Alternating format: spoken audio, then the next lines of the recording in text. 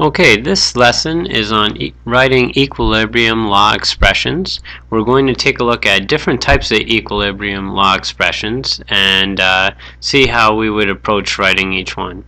Now, the first example is one that's a homogeneous equilibrium. We can see that all of the reactants and products in this first box here are of the same phase, and so that makes it a homogeneous equilibrium.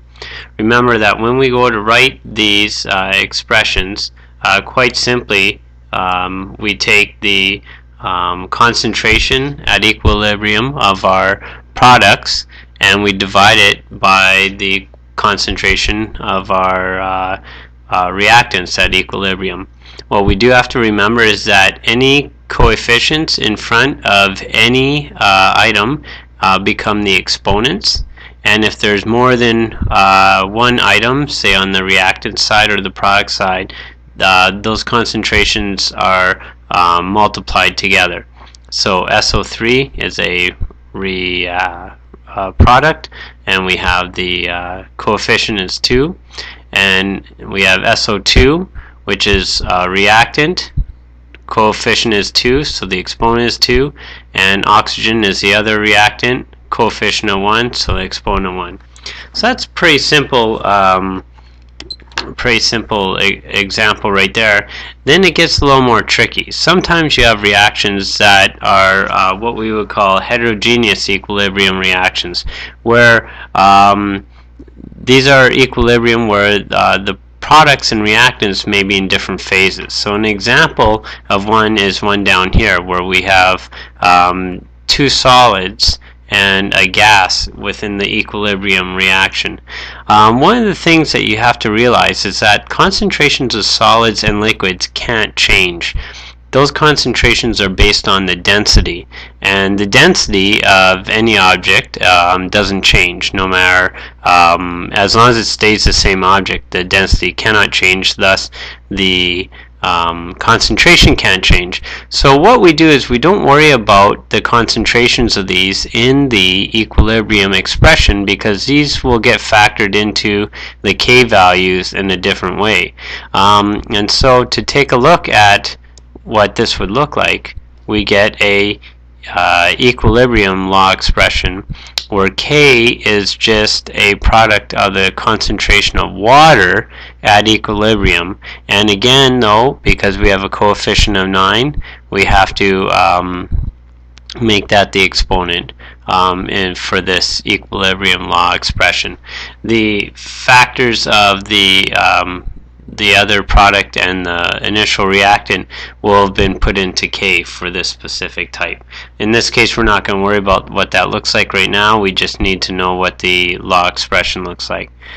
Now, another example of something we have to worry about is writing equations for reactions that involve ions.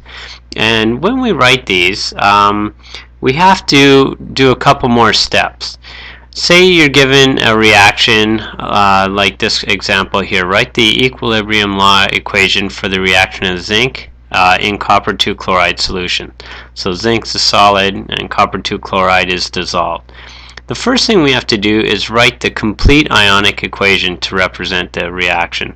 And so we'll show you this right now. So this is what it would look like. We've got our zinc reacting with our copper ions, switching with our copper ions, and our chlorine ions are in solution. So we get copper, solid copper, and we get zinc and the chlorine.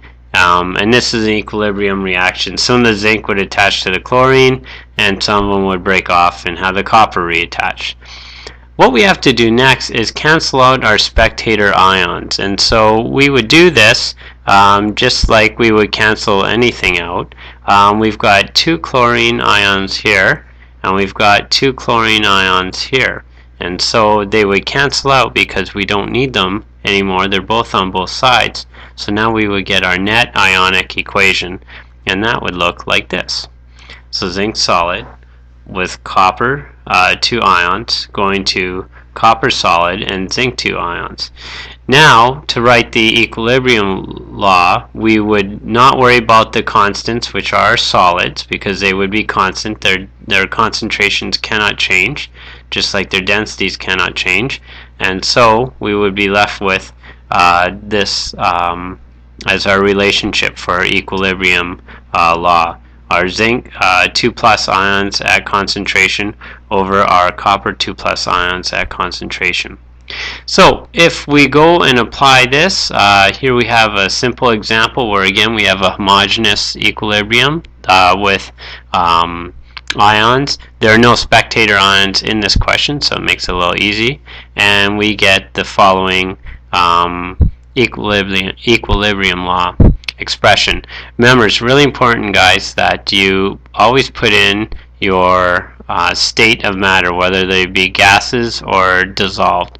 In this example here, a little more difficult because we've got the iron and the copper, and so this is exactly what we've seen down here. We just made it simplified, and so there we go.